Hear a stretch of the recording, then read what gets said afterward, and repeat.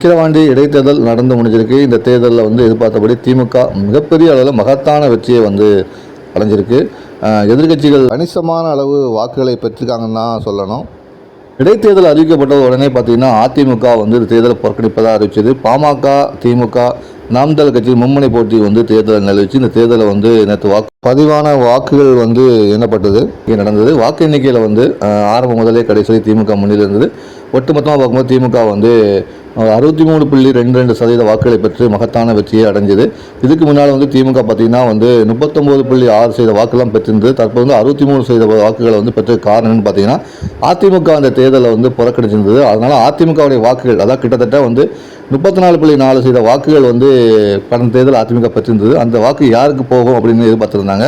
எல்லாருமே பார்த்தீங்கன்னா பாமகக்கோ நாம் தமிழர் கட்சிக்கோ அந்த வாக்குகள் சென்றடையும் என்று எதிர்பார்த்தாங்க. ஆனால் பார்த்தீங்கன்னா நேர்மாறலாக இது எப்படி ஆகி போச்சுன்னா அதிமுகவுடைய ஓட்டு வங்கிகள் ஃபுல்லாக திமுக பக்கம் சாஞ்சிருக்குன்னே சொல்லலாம். திமுகவுடைய வாக்கு வங்கி 39% 63% வரைக்கும் உயர்ந்திருக்கு. இதற்கு காரணம் அதிமுகவுடைய வாக்குகள் முழுமையாக திமுக பக்கம் சாஞ்சிருக்கே சொல்லலாம். அதே நேரத்தில் பாமக தன்னுடைய வாக்கு வங்கியை தக்க வச்சிருக்கே சொல்லலாம். பாமக கடந்த தேர்தலில் பெற்ற வாக்குகளை தக்க வச்சிருக்கே சொல்லலாம். பாமக வாக்கு வங்கி ஸ்ட்ராங்காக இருக்கிறே சொல்லிக்கலாம்.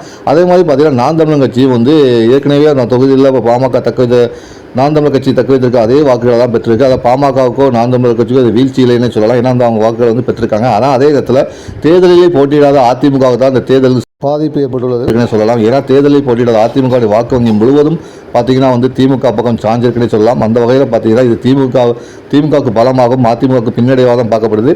தொடர்ந்து அதிமுக தேர்தலை புறக்கணிப்பதன் மூலம் அதிமுகவுடைய வாக்கு வங்கி சரிந்து கொண்டு தான் இருப்பதாக அரசியல் வல்லுநர் சொல்றாங்க. இதை பற்றி நீங்கள் கமெண்ட் பாக்ஸை பதிவு பண்ணுங்கள். தொடர்ந்து அரசியல் பேசுவோம். நான் உங்கள் பேனக்காரன்.